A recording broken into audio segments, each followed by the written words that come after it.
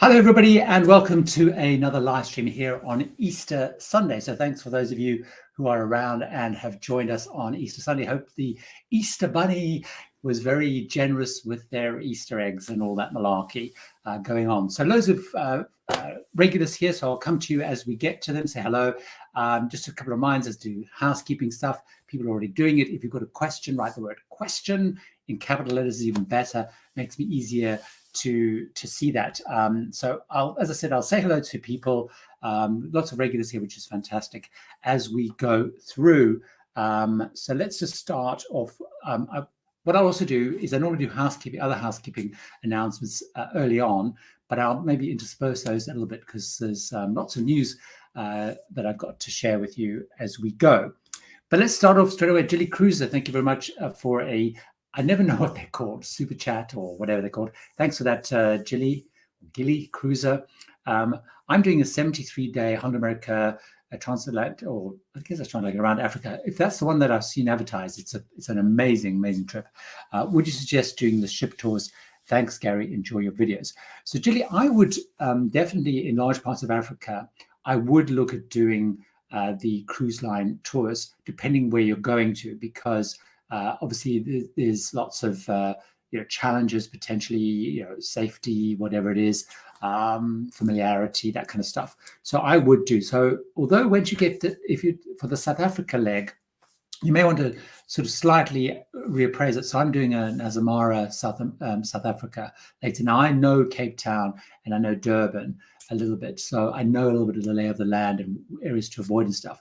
But I would tend to be a little bit cautious in those, even in places like South Africa. So I would tend to stick with the cruise line or go on organized excursions, because crime rates in some of these places are kind of high, and making sure you're in the right place and so on is key. So I would sort of budget and do those. And you can maybe readjust it as you go. But certainly, for example, what I've decided to do is rather book my own flights, hotel. I'm sort of staying within the bubble when I go to South Africa. So I'm, booking the flight through Silver Sea. It's actually part of the package, to be honest. But I'm using their transfers. There's hotel and all sorts of stuff, just to stay within the bubble. And I'm mostly using their excursions. Partly, it's a little bit easier because it's included within that sort of bundle. So hopefully that helps. But it's an amazing trip. Bob and Holly are here. Good to see you.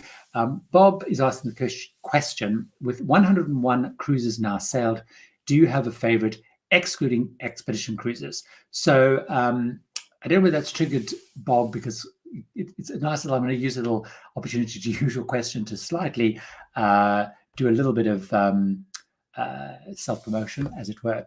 But it's sort of linked to what you're asking. So let me just bring it up. So just today, I launched a new ebook to channel members and patrons, which is, I've changed the title actually slightly, but it's like, what tips did 100 cruises teach me? And this little ebook went up. And in one of those, part of that ebook, I talk about of the 100 and odd one cruises that I've been on, what were the 11 best that I think people should look at as a bucket list cruise.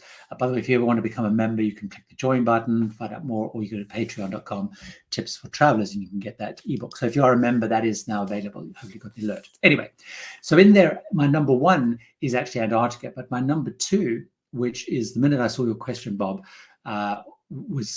came to mind, which is Panama Canal. For me, that is still my favorite cruise, and I've done that 3 times now. I've done it on Cunard, Queen Victoria. I've done it on partial transit on Honda America Zaidam, and I've done it on Oceania Marina. I would say my absolute favorite of those 3 is probably Oceania Marina, partly because I did it the opposite direction, did it from the Pacific side to the Caribbean Sea side. But it was like Oceania, and it was a great experience and all that stuff. And it was still when we were just coming out of lockdown, so it was very exotic doing that kind of thing. But Panama Canal for me is magical, because particularly if you're doing the Transcos, you get that great combination of, you get to see some of the Caribbean, you get to go through that incredible experience through the Panama Canal.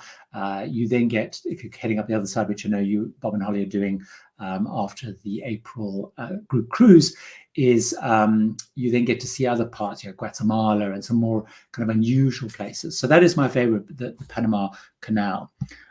Sorry, I am going to be a little bit naughty because I'm going to do a second self-promotion link to that and get it out the way.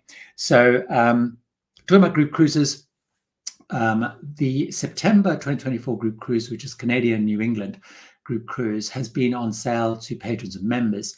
That will, from Tuesday morning, be open just kind of for general bookings. So if you're not a patron, not a member, and you're interested in that group cruise, that will go on sale from Tuesday morning. So if you keep an eye out tomorrow, roughly about this time, all the details will go up in the community chat about the group cruise, how you can book it, and so on and so forth. So just after Easter weekend's finished, you can start booking that. So hopefully hopefully lots of you who will get to join.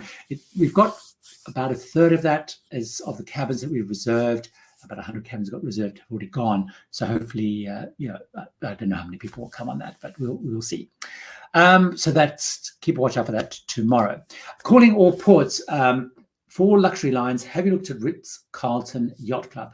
Evrima looks amazing. It does, absolutely. Been watching Travels with Darren and Janetta. I must watch that because I haven't seen their one. I've seen some others who've been on it.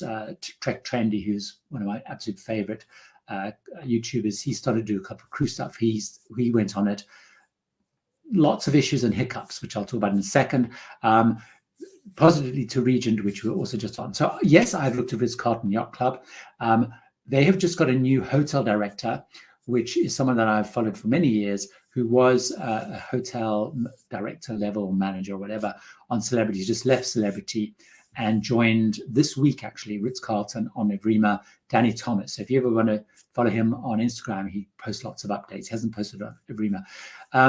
Trek 20 gave kind of mixed reviews. It's a very expensive experience, and there are lots of issues. And it was interesting because I believe that they watched the video and they've taken on board lots of these issues. And I know I sort of asked him, are you going to address some of the issues that Trek Trendy raised? And he was like, absolutely. So yes, I've looked at it. I've been looking at it, in fact, this last week. For me, it still feels incredibly expensive for what it is. And you're right, you have to look at it in the context of Regent and stuff, but it's even more costly, when you look at the inclusions versus the exclusions. So I have looked at it. I would like to do it, but I just keep looking and like balking a little bit at the pricing. But I would like to try it. It's definitely one. So Warren Wolf. In fact, actually, it's coming back to calling all ports. It is the line that I have been asked to cover the most, actually, of all lines. So I probably need to do it. Warren, hi there, Warren. We're Regent Cruises, but they don't have expedition ships. We've been looking at Ponant and Scenic. Your thoughts? Happy Easter. Warren, also take a look at Silversea. Because I think Silversea is probably even closer to Regent than Ponant and Scenic. And also take a look at Seabourn, because Seabourn, Silversea, Regent are sort of the closest competitors. And of course, Seabourn are now gone fully into expedition. They used to do some more expedition stuff, but they've now gone fully into expedition with their 2 new ships. Silversea have much more experience in that, but also Silversea have gone much more the Regent way. So as I was mentioning earlier, if you were here earlier, Warren, they include the flights, they include excursions, although expedition, all excursions are included no matter which line you go on. Many more inclusions, butler service at all levels, all suites, etc. So I would look at Silversea. I'm probably know Bob and Holly are big fans of Seabourn, having done their Seabourn experience. I'm a massive big fan of Silversea. And in fact, my next Antarctica, I've having done Silversea, I've gone Ponant, going back to Silversea just because I really like that itineraries. They have great expedition teams are amazing. Ponant is great. Ponant is a little bit hit and miss. So if you go on a Ponant which is more chartered, like Abercrombie and Kent, or lots of US travel agents will charter a Ponant ship, then it's 100% English speakers. When I was on, it was probably about 85% French speakers, 15% English speakers. So it's a little bit more hit and miss from that. But of course, that doesn't bother you, then that's fine. 30 and Wake Up. So 30 and Wake Up is very interesting. If you don't follow 30 and Wake Up's story, what he does is he focuses on different types of travel. And what he's doing this year, a little bit like, oh my God, I've forgotten his name. How embarrassing. And I follow him every day, watch him every day. Anyway, let me talk about 30 and Wake Up. So 30 and Wake Up is living pretty much on cruises, so jumping from cruise ship to cruise ship. So he's great, very interesting to follow, both doing kind of shorts and full length videos. Anyway, so 30 and Wake Up is asking, what menu item do you get excited about that your partner wouldn't eat, and vice versa? So the one thing that my partner gets incredibly excited about, but actually can't eat because it has a dairy sort of intolerance issue is the old cruise ship classic Baked Alaska. So of course, Baked Alaska has ice cream, and of course it has the big sweet sugary meringue on it, and he can't eat it. So, however, as a little aside, he was able to eat it when we were on Cunard, because what Cunard will do in Queen's Grill is you can go rogue, if you like, you can go off menu. So actually, they made him a sorbet-based one time, and then made with a vegan ice cream the next time. So that was the problem. He was like so excited that but couldn't eat what it was. Anything to do with mushrooms or a lot of the sea fish prawny stuff, I really enjoy all that sort of stuff, and he just won't like. He doesn't like that sort of thing. But I'm trying to think if there's anything else, because other than that, it's more on the seafoody kind of dairy side. So we went, for example, we were on Seabourn, and we went to, I can't remember what the restaurant was called because I think they've all changed now, but they had like a tasting menu, and he made the mistake of saying that he they somehow had a thing that he was lactose intolerant or dairy intolerant. So they kind of changed all of the menu. So I was getting these lovely like chocolate volcano desserts with a chunk of ice cream, and which he could actually eat but he couldn't eat the ice cream part. So he was going a little bit crazy on that. So now he's very careful about not saying that he's dairy intolerant. He just talks about it has a degree of intolerance, if that's the right word. Hi, Proxima 888. Wow, a very nice live super chat. Your stream minutes, a nice Sunday surprise. When cruising, do you ever see yachts and mega yachts in the same area as you're traveling? So yes, particularly when you're in a lot of the Mediterranean ports in the summer, you'll see a lot of kind of those mega yachts. Obviously, you're going to something like Monte Carlo. There's gazillions of them. Many of those ports, Palma, Minorca, all those sort of places. Many in the Caribbean, of course, you do. On my last Caribbean trip, we went to St. Barth, non-regent, and of course that's famous for all those big mega yachts. And it was interesting because they were telling us a story around, I can't remember the names of the yachts, but it was basically it was the guys who originally created WhatsApp, of course, made a fortune when they sold off to Meta. Facebook was Meta, and they had two yachts. They had one yacht which was their kind of living yacht, and they had one yacht which is toys, which had helicopters and little submersibles and all sorts of stuff on.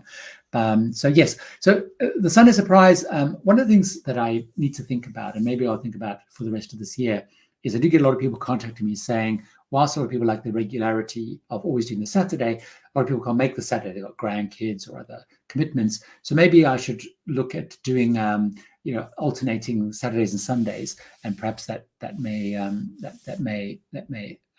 help everybody. So I may build a little poll on that and see if that works with people. It means more. Some people miss because they like the regularity, but so we will see. Now there was a question which Bob very kindly has answered. Here we go. Partly answered. So Mooman 547, good to see you. Besides Anne Frank House, any other recommendations for Amsterdam? If you are going on a cruise and you want to go to Anne Frank's house, my big tip is book way in advance. It does sell out.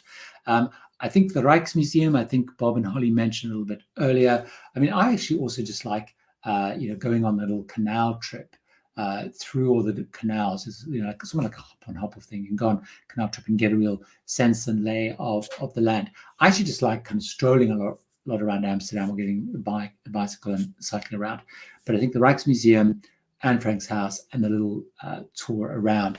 I'm trying to think of other things we used to do. Like a really good friend of mine moved to Amsterdam years ago. We used to go there quite often, but I was much younger then. I think we used to go and basically get drunk and party a bit. So that's probably not really helpful, but that's key. Steve-O, good to see you here. Can you compare and contrast on a Queen Mary 2 crossing early, late, anytime dining in relation to theatre show times and such? We book late seating, but really have no idea. 2 weeks to embarkation. Fantastic. So basically the way it works is the challenge with anytime dining is working out which show you're going to go to, which is a very valid point. So with late seating, which I think on the transatlantic, is it 8:15 or 8:30? I can't remember the exact time, but there will be an early show, which is normally around about 7 p.m., which is the early show, which is designed, or is it 8 p.m.? I think it's 7 p.m. because I remember we would sometimes time it early, but it's like an early show, like a 7:30, which is designed for people at the late sitting. Then there's a show much later, which is about 10 or so at night, which is for people on early seating. So the thing with if you're on any time dining is you kind of have to figure that around. But basically on late seating, it'll be the early show. So it's around about 7:30-ish time. And the show finishes with plenty of time to then go for a drink or whatever. Interesting, because one of the things that Cunard are doing, Steve, is they, their shows used to be pretty dire on Queen Mary 2 and across Cunard. And on our last crossing, they had definitely started to up the game a little bit with, much more interesting shows. They also do more sort of like a full theatre show. They've done a version of, was it Top Hat, if I remember correctly, where it's, it's a full sort of production kind of show. So that's quite interesting. And they've made lots of announcements around bringing more interesting shows, introducing silent discos on board and more kind of pop-up shows and stuff. So I think they may not be on then, but they will certainly be on. Ken, hi there. Ken Goes Cruising. Good to see you here. Are you aware, as you are aware, we'll be having our first experience on Oceania soon. If we were to choose one luxury line for a special treat, which one would you recommend? So Oceania is a great choice for a special occasion, but if you're talking about going even above Oceania, so Oceania would be my sort of current choice based on the way they're all stacking up at the moment, which is an Oceania kind of grouped really with Viking, Oceania, Azamara, Windstar. They're all sort of in that sort of luxury category together. I do think Oceania is outstanding. Many people, of course, much prefer Viking, but I think Oceania overall is a better experience. It's a little, I think it's a little bit more, it's more casual in a way. But anyway, but if you're going to the level above that, I would look at Regent 7C. I think they are remarkable. If we're talking classic cruising, I think they are really, really good at the moment. If you want to go even a further step. Paul and Carol here. Good to see Paul and Carol here. Of course, they've now live streamed very regularly. I think it's on Thursday about 7 p.m. if I remember correctly, UK time. So they have become regular. I haven't been to here's another suggestion of Amsterdam, the Madame Tussauds Museum. I haven't been to the one in Amsterdam, actually. So that's good to know if that's a good one. KB in the UK, good to see you here. Going on Celebrity Edge New Zealand cruise in February 2024 in the retreat.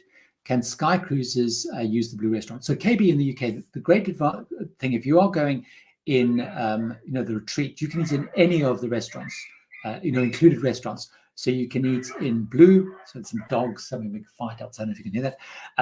There, you can eat in Blue, and you can eat in any of the other 4, restaurants. So the Cosmopolitan, the Normandy, the Tuscan, and Cyprus. You can in any of those.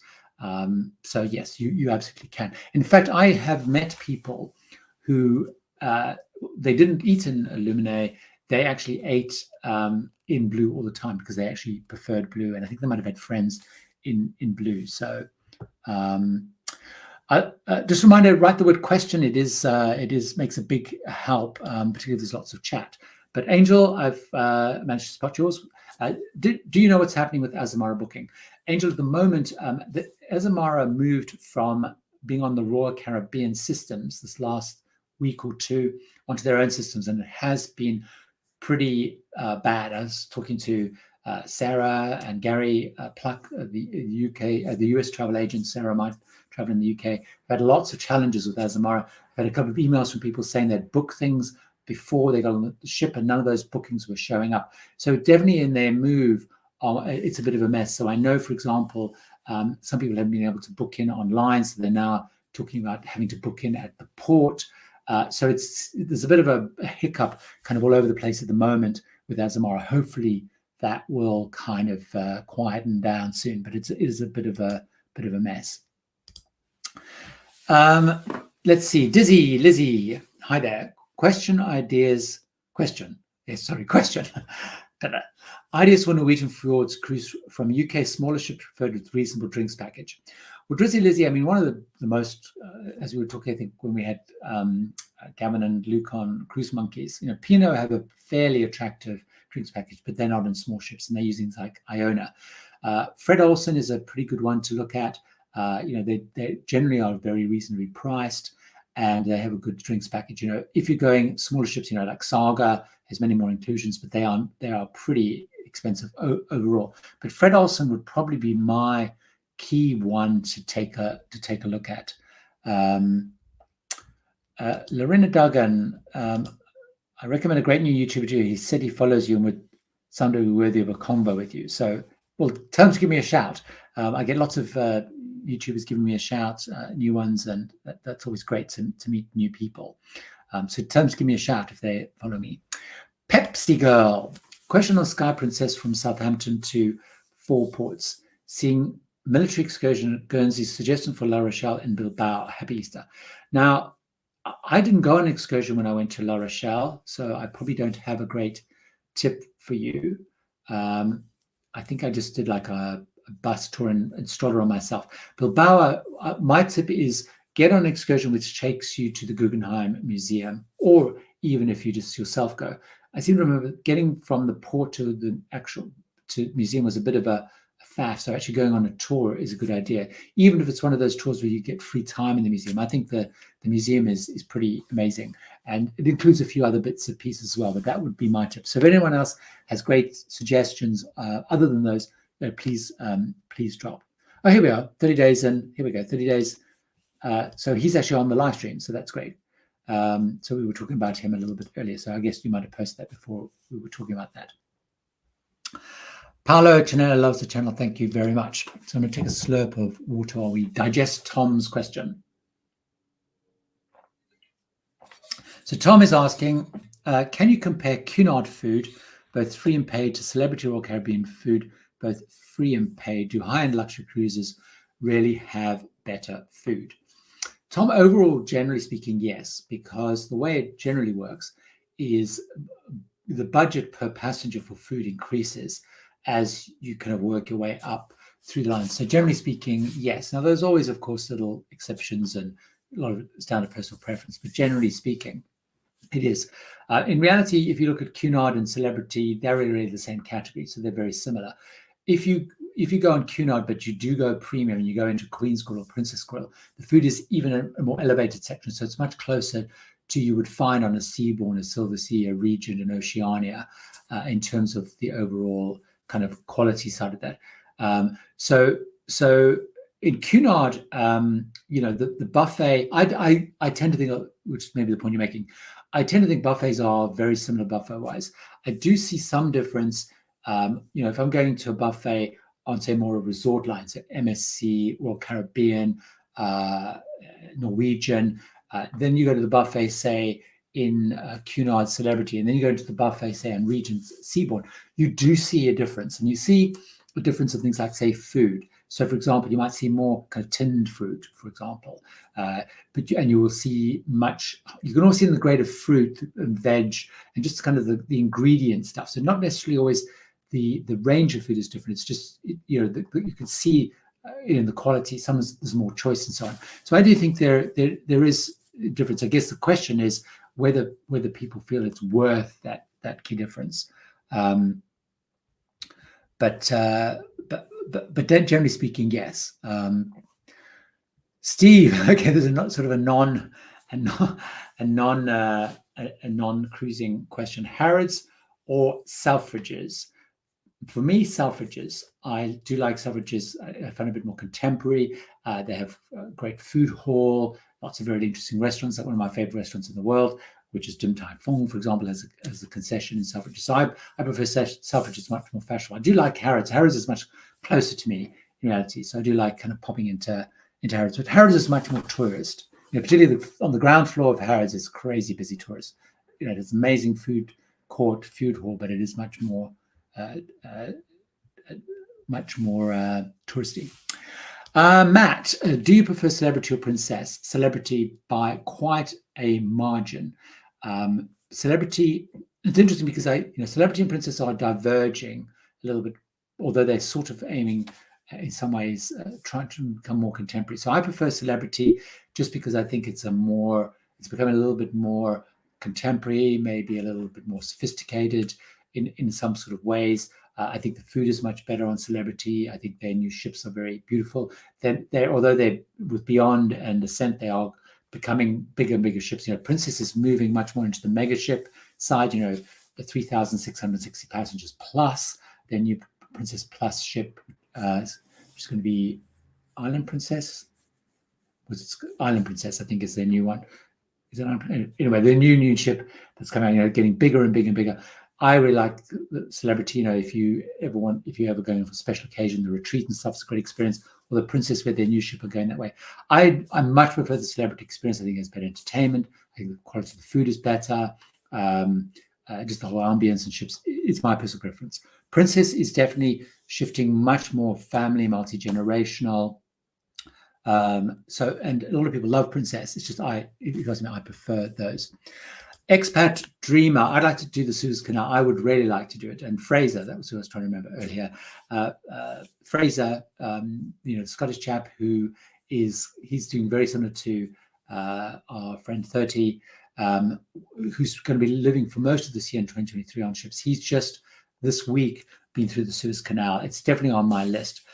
So one of the things to look at is it is much more seasonal. So I was looking at seasonal at the Suez Canal. So a lot of it of repositioning. So quite a few ships will do it, but it'll tend to be a lot around the repositioning time or legs of world cruise legs. So it'll often be maybe ships being sent down to Australia or coming back from Asia. So you'll see a lot around sort of March, April time. Sort of now those ships coming back, or sort of October time when they're heading there. Also, because in summer that the Middle East is so hot, you don't find a lot of ships based there. But MSC Cruises is sending more and more ships that way. So really looking at those sort of repositioning, you'll find, Cunard will go through, as I said, MSC. You'll find a lot of those, Holland America doing some, and so on. But what's interesting is many of the searches you do, if you even go, I often use it like a vacations to go when I'm looking at a region to see who's sailing there. They don't have a specific drop down for Suez. So you have to look at Middle East. A lot of the Middle East cruises are still in the Med, doing a lot of kind of Jerusalem kind of itineraries. Dale, I've been trying to find a good travel agent and I haven't had any luck. Do you have any recommendations on how to find one in California, USA? So Dale, yes, I can suggest Gary Pluck, who is with Red Travel. He follows the channel. He's often in the live stream, and I don't think he's here today. I've suggested to many people come back and said they're very happy with them.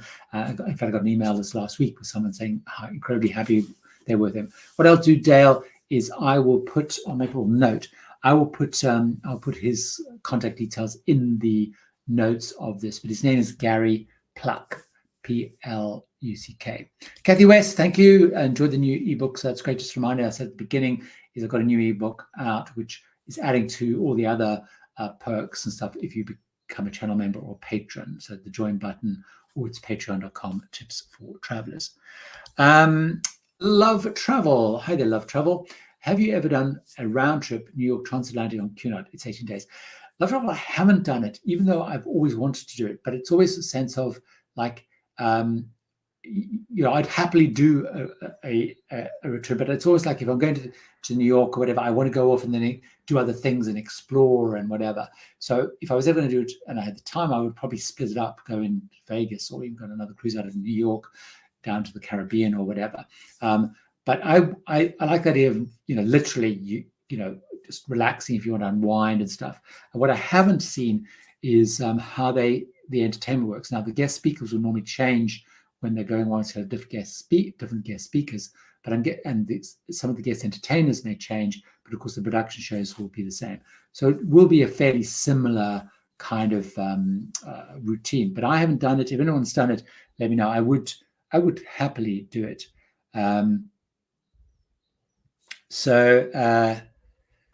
Okay, great. Cruising with Wheels.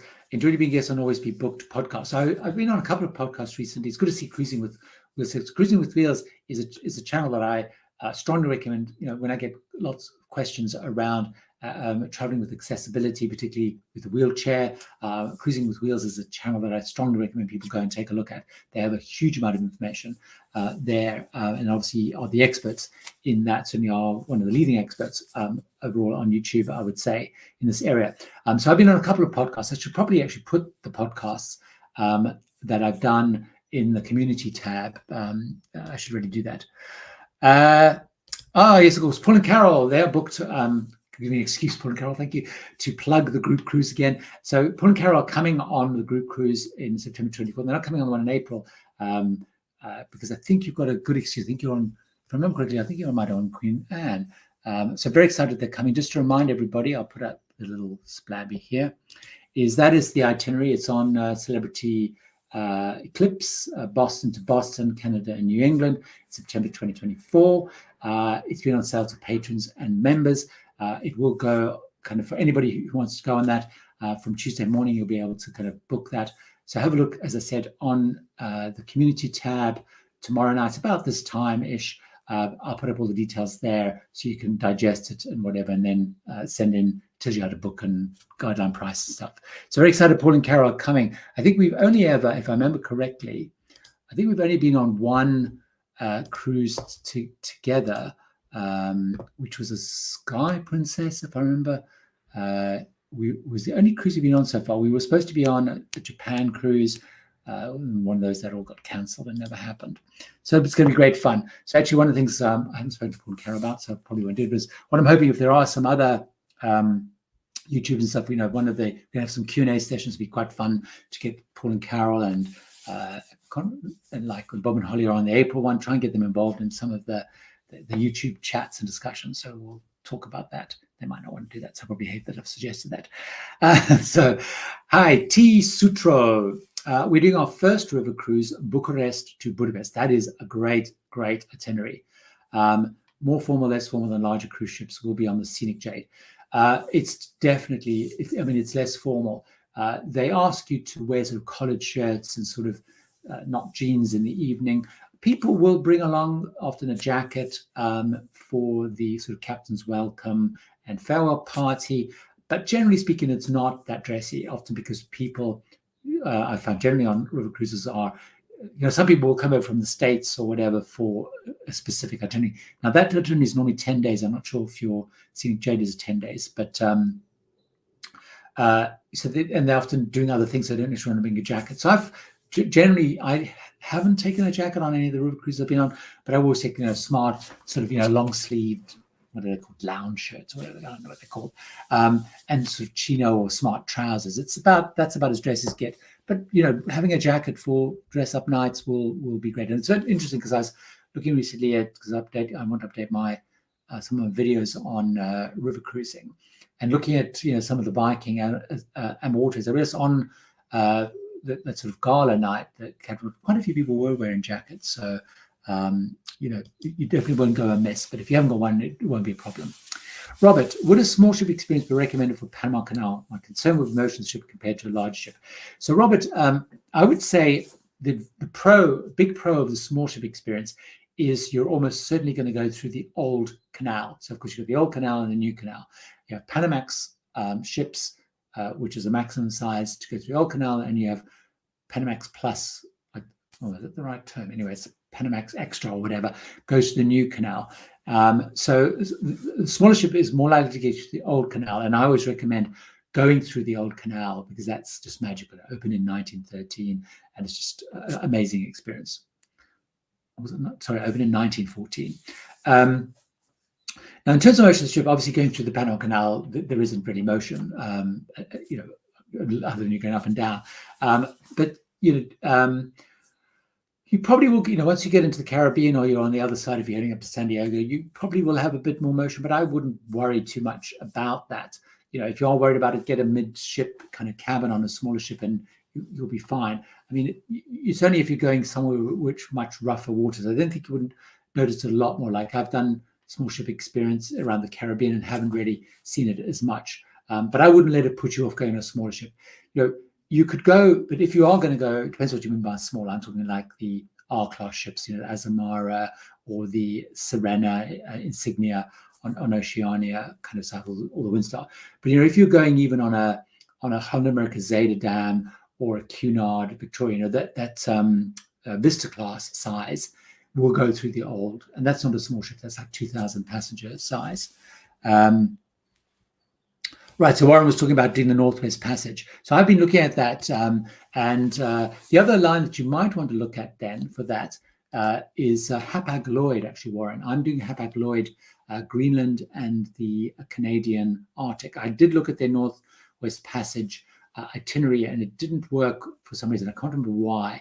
And I switched to that. I think Silversea Seabourn do Northwest Passage, which is quite an interesting itinerary. I did look at that as well, and I can't remember why I didn't go with it in the end and went with Greenland. So Beth is talking now. Beth talks about Silversea Expedition, and Beth is a big Regent fan and has done a lot of Regents. So that's a good to know that Silversea she would see as a good option. Just a reminder: write the word question. Write the word question so I don't miss your question. Let's have a look. Mary. Hi there, Mary. Have a Viking, Rhine and Mossel crypt plan for Christmas 2024. Any tips? So, as I was saying, I do need to update my river cruise videos because I'm getting lots and lots of questions coming actually about river cruising. I guess it's sort of back on people's agendas again more than ever. And it's interesting because I was actually looking at some. I was thinking maybe slots more river cruises in to get some more footage, actually some more sunny footage of river cruising, and surprised how many are actually sold out. In fact, I was looking at a Rhine and Mossel one. In terms of Christmas 2024, my key tip would be, you can see my Wi-Fi is playing up a little bit, so I hope I'm not freezing. Mary, my key tip would obviously be think about packing, think about layers. It can be pretty chilly at that time of the year. You don't have to worry, of course, about excursions and that sort of stuff because they will be kind of bundled in. So my key thing would really be around just thinking through your packing layers, keeping nice and warm because you're going to want to be out exploring all those lovely Christmas markets, and of course budget for buying stuff because those markets are pretty compelling in terms of buying stuff. Love Travel has booked a New England cruise, which is fantastic. Good to hear that the process with Sarah and the group was very easy. It's good to know because what I discovered is doing the one group cruise on America, which from Sarah's booking side has been very smooth, very easy. Doing it on Celebrity has proved much more challenging, as we discovered. And I think it's partly because of the way they do group cruises. And so the admin side for her has proved much more complicated. So I was discussing with her on Thursday, actually. She was saying, please, if we're going to do a group cruise again, maybe not Celebrity. It's partly, I think, because the way they're packaged, they do them slightly differently, where normally people package them separately with all other stuff, which we're not really doing to the same degree. Laura, hi there. Have you done a cruise from Vancouver/Anchorage to Japan or the other way around? If so, which cruise line would be favorable? Now, I haven't done that. I do know, in fact, that Bob and Holly are doing the Queen Elizabeth from Japan, doing a bit of Japan, kind of repositioning. And I guess they end up a bit of Alaska, end up in Vancouver. So I have not done that. I do know, though, that Regent are also doing a very similar thing. So I'm doing a some Japan cruises at the end of this year. And I've seen other people doing it earlier, and the ship is sort of shifting between Japan and the other way around. So there's quite a few lines that do those. Now, I haven't looked at now both of those. Well, actually, Queen Elizabeth is not crazy expensive because you can obviously go anything from an inside through to a suite, so that gives you a good range of pricing. But Japan cruises and Alaska cruises always tend to be a little bit more pricey. But I think I'm right in saying that Holland America and Princess May do a similar thing with repositioning. So it's really a repositioning. So you need to look at the key time to focus, Laura, would be at the beginning and sort of the end of the Japan season. The Japan season, they sort of have some stuff running around October time, so at the end of the Alaska season. So, as Alaska wraps up end of September, October, some of the ships will move there. But also at the end, when Alaska season starting sort of March, April time, some ships will move across. So, for example, Bob and Holly are heading off, and I guess quite soon, I think, because the ship Queen Elizabeth is doing its sort of Australian season, moves up to Japan, and then heads around to Alaska. Cruising with Wheels, this little comment. Yes, I would really like to Great Lakes cruise. I didn't realize that you were that close to that, so that's good to know. I need to get that one sorted, actually. It won't be until 24. I need to have a little slug. let's just have a look. I've got another. We've been talking a lot about you, so thank you very much. 13 Wake Up for that super chat. Evaluating as a solo cruiser. That's good to know. That's great to know. Thank you. And as I mentioned, he's doing that thing like Fraser's doing is, and he's what's interesting is because he, 13 Wake Up is not a established cruiser. You're getting a sense of exploration as kind of a new cruiser. So that's pretty interesting. So let's go back. Over here, Bob and Holly, 45 days are heading off, so pretty soon. This is a good challenge, Richard, because the answer is no, but probably should do actually. Good morning, Gary. Have you ever posted a list of hotels which you recommend for a pre-cruise stay for the day before embarkation? San Francisco, Seattle, Vancouver, etc. I haven't, but I probably should start a list, Richard. To be honest with you, I could probably give more of a list of places not to stay than to stay. And it's interesting because you go following the chats and discussions. A lot of that is around bad experiences. Now, one thing that we're seeing, particularly in Miami, Fort Lauderdale's, and also largely in Vancouver, is prices for hotels are crazy, crazy. So Vancouver, I've tried a couple of different places. I've stayed like at the Pan Pacific, which is right above the port, which is quite handy. They also used to have a system where you could hand your suitcases over and they would literally take them onto the ship. My last trip that I did last year, I stayed across the road at the Fairmont. But the problem with a lot of those is, the prices are just so crazy. But the great thing about the Fairmont is right across the road. And, so it's really, really close. But I haven't done it, but I think it's a great watch. And maybe I can also, build up that list using other people's experiences from the trip. So that's a great idea. Thank you for that suggestion. It's very sunny in Spain. It's very sunny here, not massively warm, but very, very sunny. Journey with Josh. Hi there, Journey with Josh. Did a diamond factory tour. Moorman's off to do some Easter adventures. That sounds very exciting. Colorado. So the Rotterdam is doing they're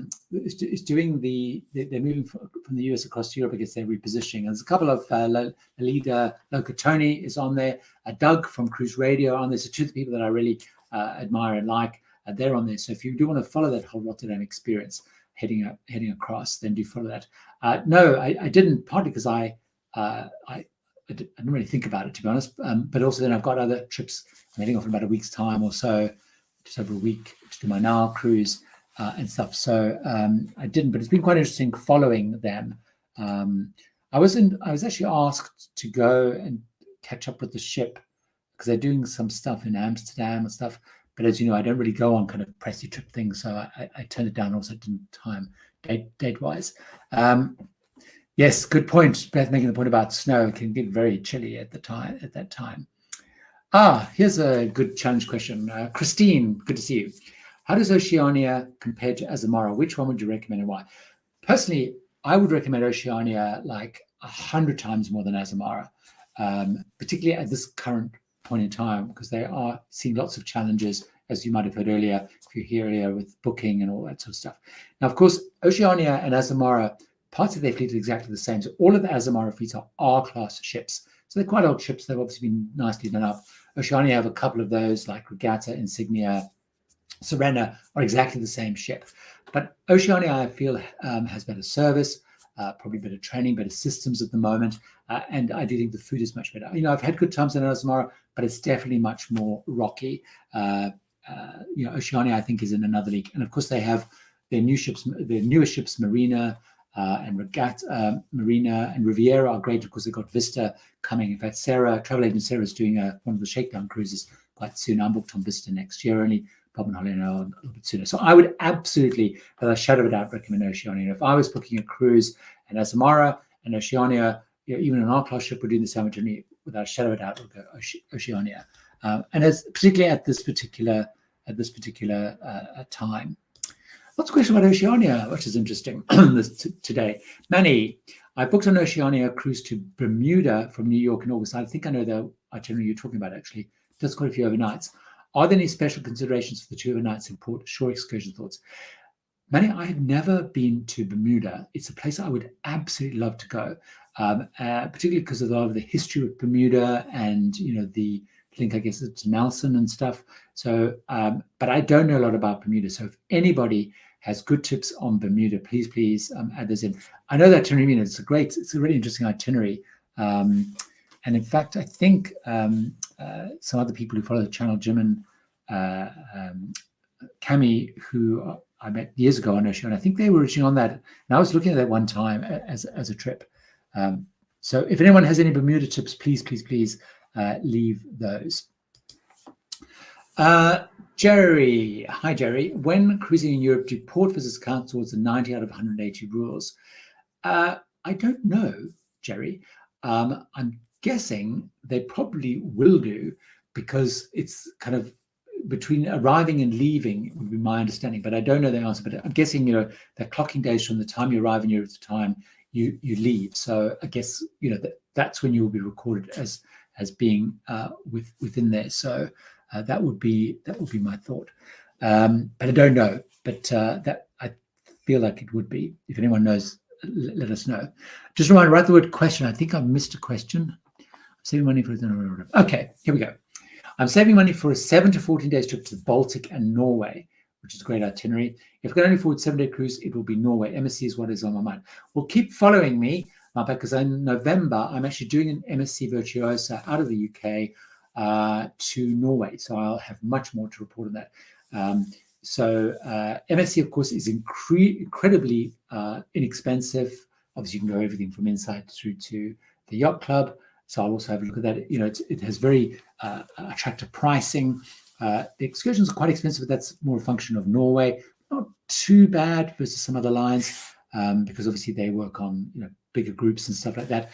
The other thing to look at, if you are talking, I'm guessing maybe sailing out of the UK, is do take a look at P&O. I'm not a big fan of P&O, but a lot of people are, because they're also doing relatively affordable cruises on Iona and other of their bigger ships, sort of the size of MSC. But I think it seems a good thing that the Virtuoso is doing loads and loads backwards and forwards to Norway, so they clearly have good experience there.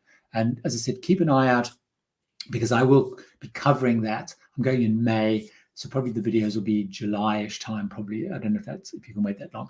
There are other people who've covered that, but hopefully that will help. Okay, so this sort of links in. So Rage Girly. As a wheelchair user and new cruiser, do you have any tips or know any resources for accessible travel? I do get asked to cover this topic a lot on the channel, and I do feel I should cover it, but I'm not the expert. So Cruising with Wheels, as I mentioned earlier, has phenomenal resources, and there are other resources. I actually built up a list of resources. So maybe on my website, I should probably put up some of those suggestions. So I will do that, Rage Girl, on my website, and then I'll let people know when that's up. But Cruising with Wheels is a great resource that I would start with there. I think you'll probably have most of your questions answered. They cover massive resources, and they do some live streams as well, so you can go in and get very specific on questions. Here's another question. Right, just write the word question, because I'm really worried that I'm going to miss questions. Anne, you always tell using a travel agent. Yes. Does that mean it isn't smart to book future cruises while on board a cruise? Great question, Anne. It is smart to book on board a cruise. I've got a little short actually on this one, because a lot of people ask that. So it's smart if you really want to go on that cruise line. A lot of people get caught up in the excitement and book it when they maybe could get a better deal by going on a different line. But yes, the good thing about when you book on board a cruise is you can get all the benefits. So if it's extra onboard credit or low deposit or the chance to change without penalty, whatever those perks are, you can allocate it to your travel agent. So for example, I've booked on board before, like I was on a 100 America cruise, and I booked a cruise for Mark and I to go Christmas last year. I booked it on board because they were including the Have It All package and lower deposit, if I remember correctly, if you booked it on board. And they straight away could allocate that to a nominated travel agent. So it was nominated to Sarah. I did that also on Silversea, where when I was on Galapagos, because it was a smaller ship, you could buy a credit, which was a discounted credit with extra onboard credit, and also allowed you, once you booked, to change without a penalty. I did that. That was allocated to Sarah. And then I used that to book my South African trip and get those benefits. In fact, I knew that it had gone through the system because Sarah contacted me saying, "Oh, I've got this notification from them." So you can get the perks and you can allocate it to your nominated travel agent, so they don't lose out. And then, of course, the advantage your travel agent can do all the follow up that you need. Claire, I'm going to answer your question with a recommendation. So researching Beijing for the fjords, which is a great time to go. What stops would you say you must? So Claire, what I've got, if you go to the channel, to Travelers channel, and you see little sort of magnifying glass search button. If you type in Norway into that, my Norway videos will come up. There's a fairly recent one, which I think is called Things People Get Wrong on a Norway Cruise or something like that. And there's another one which is Places You Must Visit. And I go into the ports there, and also some watch outs with some of the restrictions coming in 2025 around different fjords. So have a look at that. That will answer that. But my key, I'll give you one sentence. When you're looking at fjords, try and make sure that it's got as many kind of small places. So if you see Stavanger, Bergen, you don't want to have Bergen and Stavanger on, as nice as they are. You want to try and get into the smaller places, Garangafjord, Flom, which is quite big, I guess. Idefjord, Nordfjord, Height. So anything that is smaller places is really where you want to get in, getting into. Peter, hi Peter. Do you feel that visiting the man-made cruise resorts in the Caribbean, you left us hanging? I'm guessing you're asking, is it worth it?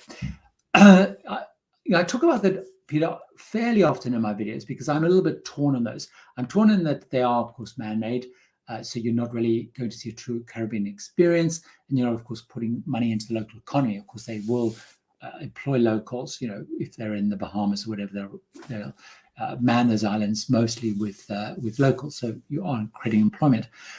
They are generally, very clean, very well laid out, beautiful beaches, and a great experience. So I'm a little bit torn on those. So I do like visiting them occasionally. I do like Half Moon Cay very much, which is the America one.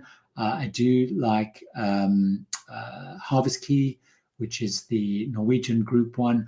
I haven't been to the Perfect Day one yet, but I've actually, in March next year, I've booked a couple of Caribbean trips to see a little bit more of those ones I haven't been to. So a little bit torn about them. They are a great experience. They're very well organized and a great day out. But I'm a little bit conflicted. So I do enjoy a day on them, though. So I come away feeling I wouldn't want to be better if I got an itinerary that didn't, but they're great. Cruising with Wheels has a question, I think. Yes, I know it's about traveling in a wheelchair. Thinking about a European cruise next. What other Norwegian cruise line would you recommend as we're looking for a change? Well, I don't know how much you've done with Royal Caribbean. They do have some quite interesting European cruises. Obviously, they're a bit like Norwegian, they're big ships. I'm looking, in fact, probably slotting one in September on Symphony of the Seas. They again have good wide range of accessible cabins. They also are pretty good on accessibility. So they have, I think it's called special needs department or whatever. Even I got, for all my bookings on Royal Caribbean, I specifically got as standard a questionnaire. I don't know whether it's triggered by age or something. I don't know what triggers it. Asking around, do I have any special needs? So even at booking phase, they as defaults start asking if you need any support, which is unusual across other lines. Their sister line, Celebrity, is also positioned themselves very much as looking at increasing diversity, being more accessible, and they have a good reputation as well. So they're probably Royal Caribbean is probably more similar in a way to Norwegian, obviously not quite as similar. Celebrity is obviously very different. Those are the ones I would focus on. To be honest with you, most of the lines sailing around Europe are pretty good at accessibility, partly because they also have to be. But those are the ones I would think, because you obviously want to change, but you want to kind of, I would think it's good to try something that's similar. Would be that's what I would think. Yeah, Peter Jar asking, are it worth ending the second question? I think I answered Mary's question there. So just a reminder, write the word question. Sean, I did answer this question. I know you might have, someone's comes later. I'm considering it. I keep looking at the pricing and it's like, but as I mentioned, Danny Thomas, who I follow for many years, who was working with celebrities now and then, he keeps his message, when are you coming? When are you coming? Yeah, Island Princess is small. Is it Star Princess, their new ship? Lots of people saying Suez Canal is on. I do not have an opinion. So Gracie Girl, any opinion on the piece? But I don't know a lot about it. I have seen more stuff about it, and I probably should find out more about it. So I don't know of that. Peter's asking this question now.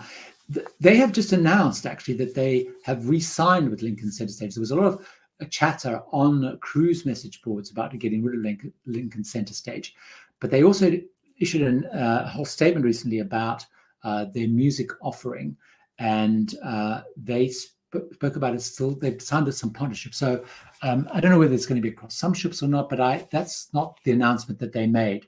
Hopefully that's not the case, because it's so popular. It seems strange that they would get rid of it.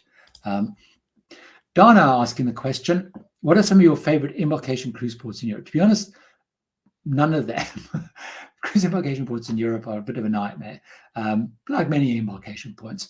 So the key ones are obviously Barcelona. Barcelona is probably the most efficient of all. So I would probably choose Barcelona, any of them, because Barcelona, it's really near the airport. It's in and out. They are very geared up for cruise ships. They have all the different terminals. So even when there's lots of ships in, they have all these different terminals, and they're pretty spread out and they're pretty organized. And of course, Barcelona is quite an interesting city. There's lots of hotels and stuff, fairly good transport systems in and out. So Barcelona is the best. Civitavecchia near Rome is a nightmare. It's a long way away. It's confusing and stuff. Venice, of course, has become a nightmare now because you've got Ravenna and Trieste, very few ships in Venice. There's a confusion around. Ravenna and Trieste are an hour and a half, 2.5 hours away. Piraeus is, again, it's a bit of a night, not a massive nightmare getting from Athens, but a bit fiddly, and there's all different terminals and ports and that's or whatever. So probably Barcelona would be my favorite. I haven't embarked in Istanbul, which is becoming more popular as an embarkation point, and I haven't embarked in Malta, which is also a more popular, and I've only visited those. But Piraeus and Athens, Venice and surroundings, Barcelona and Civitavecchia are the main ones. Genoa, I have done once. Genoa is for some of the more Italian-based lines, is fairly simple in and out as well. They're pretty geared up. They are pretty geared up as well. James, which cruises would you suggest for the most interesting African experience? So James, I've been looking at those a lot, and there was an amazing leg the Regent are doing on their World Cruise in 2026, where they're doing a very intensive coming in from across from the Maldives into Madagascar, into South Africa, Namibia, and going all up the coast. The one that someone was mentioning earlier in Holland America is doing an amazing Africa itinerary. So there's a couple of lines starting to do more intensive ones, but they're few and far between. A lot of them will just go to and do the South Africa and Namibia part. But have a look at the Holland America, which is one pricing point. Region 7C, that 2026 is a really amazing itinerary. Really amazing itinerary. KB, dinner suit and posh frocks for formal evenings in the retreat are just smart. Absolutely just smart. I didn't see, I've never seen anybody anything more than dressing smart. At a best, kind of a jacket at best. So Heather unfortunately can't make the group cruises, which is a pity. It'd be great to have seen her. Joe, upgraded to Princess Platinum upon embarking on Royal Princess, only to be told they were out of stock of cognac, both in the bars and the main dining room. Should they refund me? Good luck with that. I don't think so. I mean, they will, in all their terms and conditions and stuff, they will. I think you're going to struggle on that one. I'm guessing you're talking because of the with the extra what's it called, drinks package that comes with Princess Platinum. I think you would really struggle on that one, because they would argue there are alternatives. I don't know. I mean, I guess you could probably argue you could give it a go, but I would be very surprised. I don't think I would be surprised if contractually they need to. Oh, here's another very generous super chat. So that would be great. That's great. Thank you very much, John. Much appreciated. Heather, hi there, Heather. So Heather is also a YouTuber. Does lots of Disney stuff. In fact, did the Disney live Q&A about Disney. It was yesterday, Heather, or the day before. Unfortunately, I couldn't make it because I was out down with my mum. So can you explain how open-seated dining works on Holland America? We were assigned to this on a Eurodam cruise to Alaska next month. I was surprised there was no option for traditional dining. Well, it's quite a surprise, Heather, actually, because they normally have, what they normally do is they have early and late, and then they have the open-seated dining, and they normally allocate, the downstairs. I can't remember which way around it is. Downstairs will be fixed dining, and upstairs anytime, or it's the other way around. I think downstairs is anytime. Basically, from whatever time they open, 5:30. I don't know what they'll be doing in Alaska, but when I was on Holland America recently, when I was doing the South America, I think it opened about 5:30 until 9, something like that, and you literally just went in. You can though book specific times, and you can talk to there's like a little desk. You can't do it on the app. Well, certainly the app wouldn't be able to do that, but you could talk to the dining booking line. So you could actually book a time if you like as well. So you can ask for a specific time, and certainly on Alaska that might be a good idea to do. But otherwise, you just rock up and they basically churn you through. Because Alaska cruises obviously tend to be quite full, although you're going at the beginning of the season, you might end up wanting to sort of pick a time that is less manically busy. So earlier or later tends to be, but you should be able to book timing. So I know when we were on when we did New Amsterdam, at Mark and I did New Amsterdam, we did quite a few of the special dining because I wanted to try them, but we would phone the booking line and choose the time because we wanted to go like 7:30, the popular times. So let's have a quick look. We've sort of done the hour, but I'll keep going a little bit and get a couple more questions in. So Heather, hopefully I've answered your question. So Steve, I just was Heather saying, probably unlike you, you're right, we're running out of time. I've got Steve, we'll be doing a Japan cruise on Holland America next month, likely flying to Henda Airport, can recommend hotel for one night, not too far from. But Steve, unfortunately I can't, because when I'm flying in as well in October, but I booked it through the line. So I don't unfortunately have a recommendation. If anyone does, let them know. I would often look at what their sort of go-to hotel is, but I don't have. So anyone does have suggestions, please leave those. John's question: my favorite for river cruise lines is AMA Waterways. I'm a big fan of AMA Waterways, but AMA Waterways is what I'm doing my Nile River cruise on, because I'm so happy with what I've done with river cruises. I do like Viking. I think AMA Waterways is a little bit above Viking, but I do like Viking. Obviously, they have lots of many more itineraries, and if you really want to go up market, you've got your Uniworlds and your Scenics. But AMA Waterways would be my go-to if you wanted a short answer. Monique asked a question about the key. I haven't used the key. I've seen very mixed reviews on the key, so I don't have a view. Leanne asked the question: would you cruise Pinot Australia or Carnival Australia? Please, no kids. The challenge, Leanne, is of course both of those have kids. They don't have adult-only lines. So the secret, of course, is going out of school holiday period. I haven't been on either.